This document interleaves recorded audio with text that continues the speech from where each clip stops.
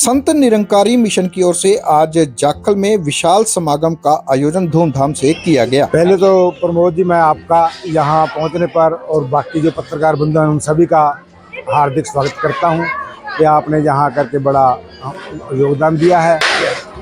आज हमारे यहाँ श्री एच.एस.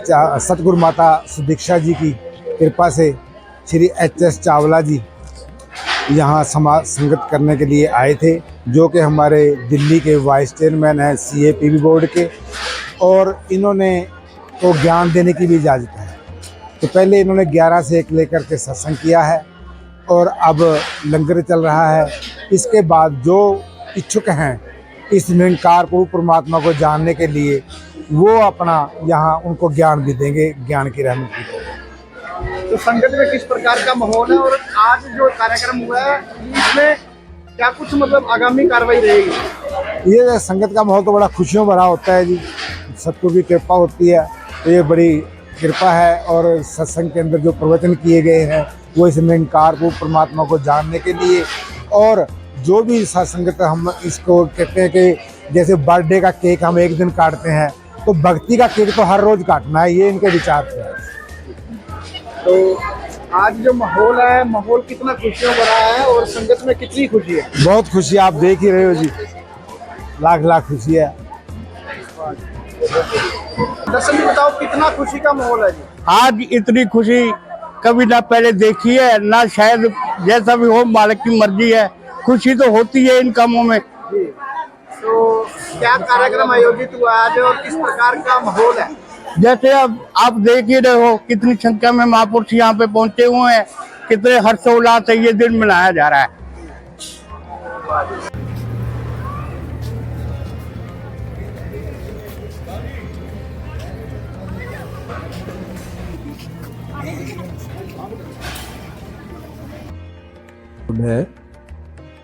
सतगुरु माता सुदीक्षा जी महाराज जी की कृपा से सबको एक ही बात बताई जा रही है कि हम सब एक प्रभु की संतान है।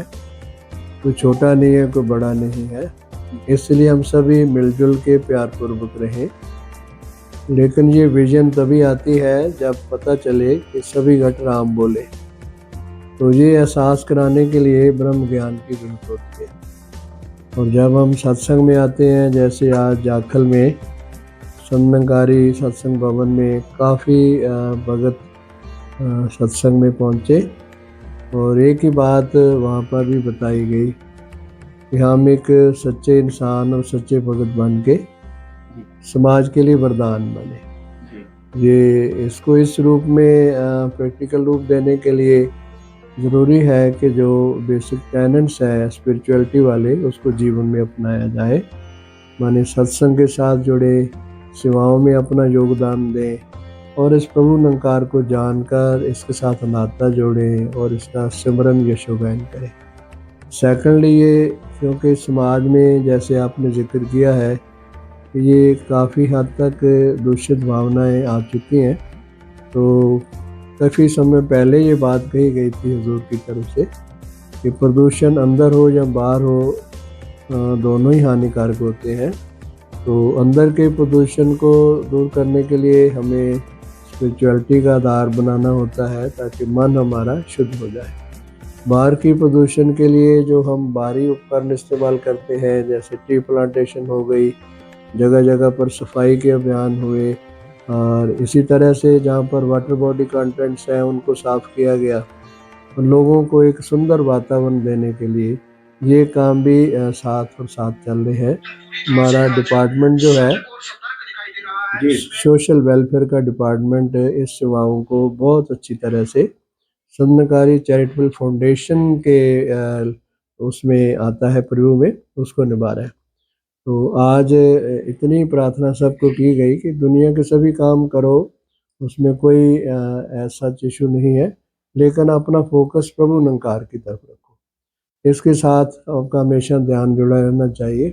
ये तभी ये हो सकेगा जब सतगुरु की कृपा से ब्रह्म का बोध होगा, पेड़ खत्म होंगे, खेत खत्म होंगे, और फिर हमें लगेगा कि सभी घट राम बोले, रामा बोले, राम बिना को बोले रे। तो आज यही सबके लिए संदेश है कि हम एक अच्छे मानव बन के जो युगों युगों से संदेश दिया गया है मनोभाव, ये टैग जो पुराना लगा हुआ है इसको हम साबित करें एक सच्चे इंसान बन के। हमारे विचार अच्छे हों, हमारे आचरण अच्छे हों, हमारी बोलबानी अच्छी हो, हमारा लेन देन अच्छा हो, एवरी पॉइंट ऑफ व्यू से हमें तराशा जा रहा है हजूर के विचारों से। और कीचड़ कहीं पर अगर होता है पानी से तो उसको साफ करने के लिए भी पानी की ज़रूरत होती है। बुरे विचारों को साफ करने के लिए हृदय में दूषित भाव है, उसके लिए नेक इंसानों के नेक विचारों की ज़रूरत होती है। तो सतगुरु हमें ये नेक विचार दे रहे हैं और ऐसी विवेक दे रहे हैं जिससे हम दुनिया में एक अच्छे रोल को मॉडल ऑफ द सोसाइटी बन के रहें।